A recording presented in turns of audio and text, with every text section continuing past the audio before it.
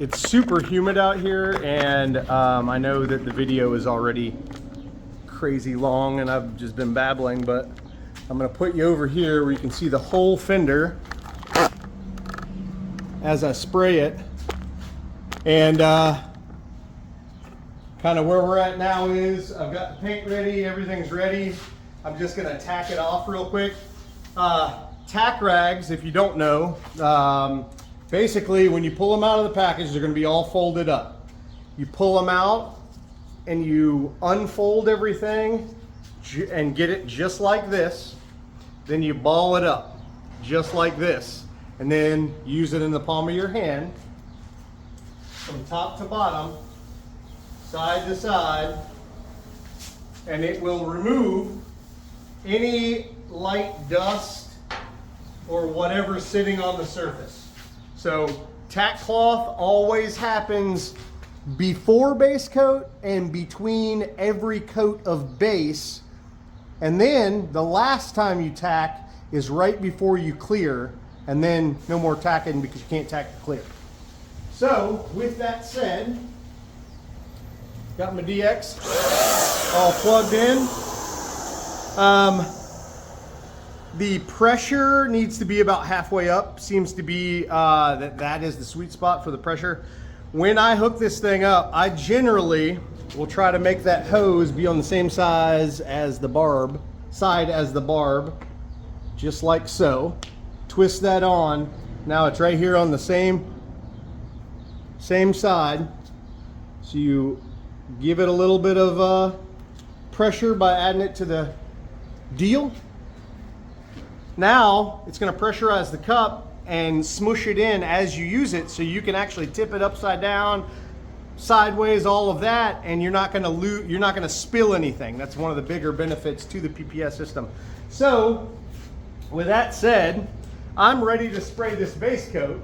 However, I don't have a little piece of cardboard with me. This little piece of cardboard, that's a little box right here. I don't know if you can see that. Not trying to go crazy, I just need somewhere to test my pattern on.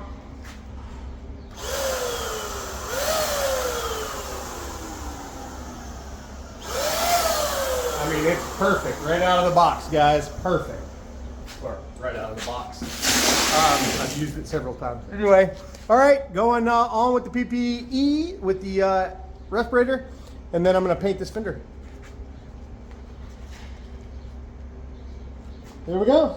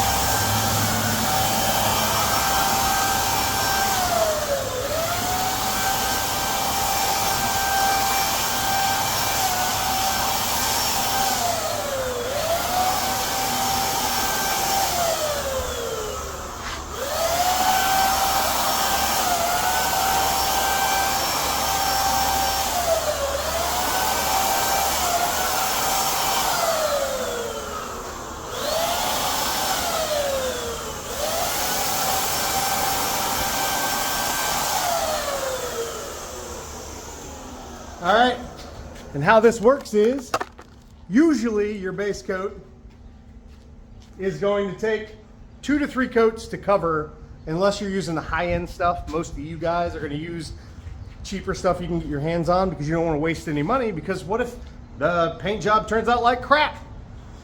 I can tell you this, if you take your time and you breathe, you just woosah, step back, and don't rush through it, the steps to paint your own car are not incredibly difficult. Now, saying that, painting your entire car requires less skill. I'll just say that's my opinion, but I believe that that is the truth, than doing a blend on a couple of panels. Blending and even priming is more complicated than paint and clear coat, but bottom line is, most companies, this again is PPG Shopline, which is generally what I use is Shopline, Shopline Plus, or Deltron. I am getting a PPG Velocity system. It's actually being put together now for my mobile setup. So I'll be mixing up PPG Velocity, which is their mid-tier that is polyester based and supposed to be some of the best paint or toners for blending. And that's a lot of what I do with smart repairs, and even in my collision service at my shop here, we do a lot of blending. And with blending, you need accurate color matches. When you're painting a whole car, it does not matter whether it matches that much. So if you order your paint code, which is whatever it would be if it's this green for this Rivian, if you order that, order it from anywhere you want if you're doing the whole car, because the blend doesn't matter. And the shade darker, lighter, whatever that bulk paint on the outside will transition just fine into the door jambs and into the interior and all that. You will barely notice it, especially on an older car. So if you're doing a full paint job, who you buy your paint from doesn't matter nearly as much as if you're doing any kind of blending. That's very important. So usually 5 to 10 minutes between coats for PPG. I've been yapping for plenty of minutes now, and it's hot as shit out here today, so I'm gonna go ahead and knock another coat out. I may not have enough paint. In fact, I do not believe that I do.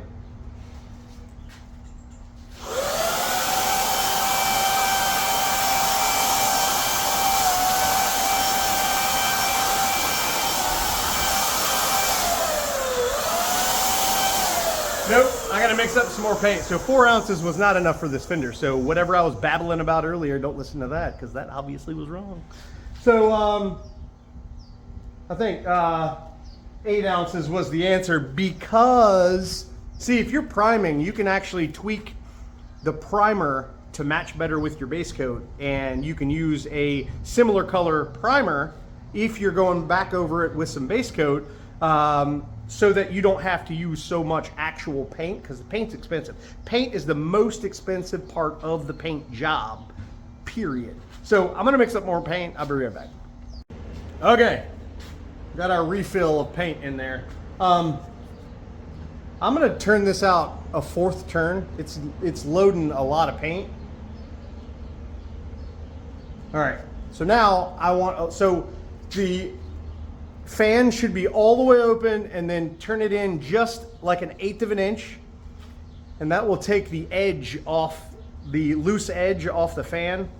You want about 50% on the pressure, and then you want to screw in your fluid all the way in and back it out 4 times for base coat. So here's the second coat, hopefully the final one.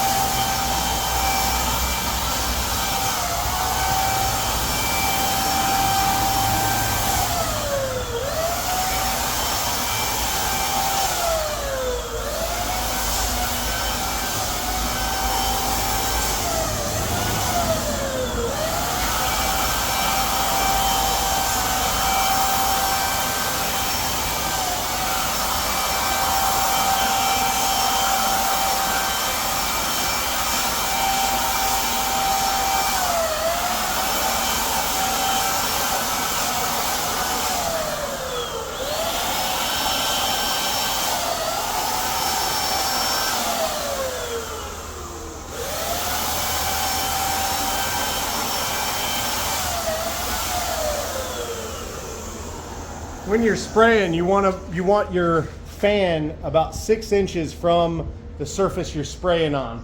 So that's about the perfect distance. With this, I've noticed, because it doesn't use compressed air, it seems like you could go a little bit farther back, maybe 8 inches, and still lay down very nicely. But I would say 6 inches is a good rule of thumb. It's almost covered. I see just a couple of little areas, so I'm not gonna wait the 5 minutes on this one. You should always wait the wait times the manufacturer prescribes for your job. That is the way to ensure that you end up with a paint job you're looking for.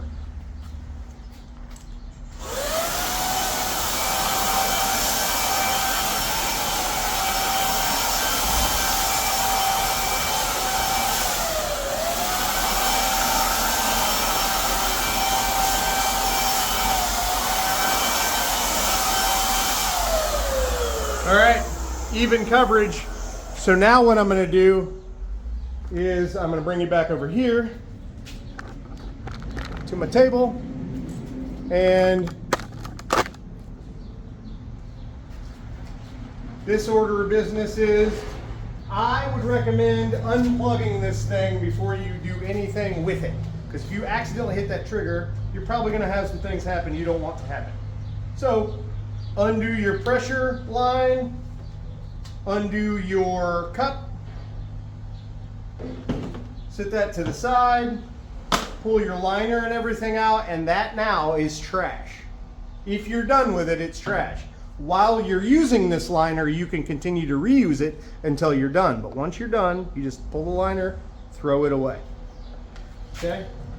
Set that to the side. Then you get a brand new liner for your clear coat. Brand new. Put a brand new liner in there. What is happening? Brand new liner.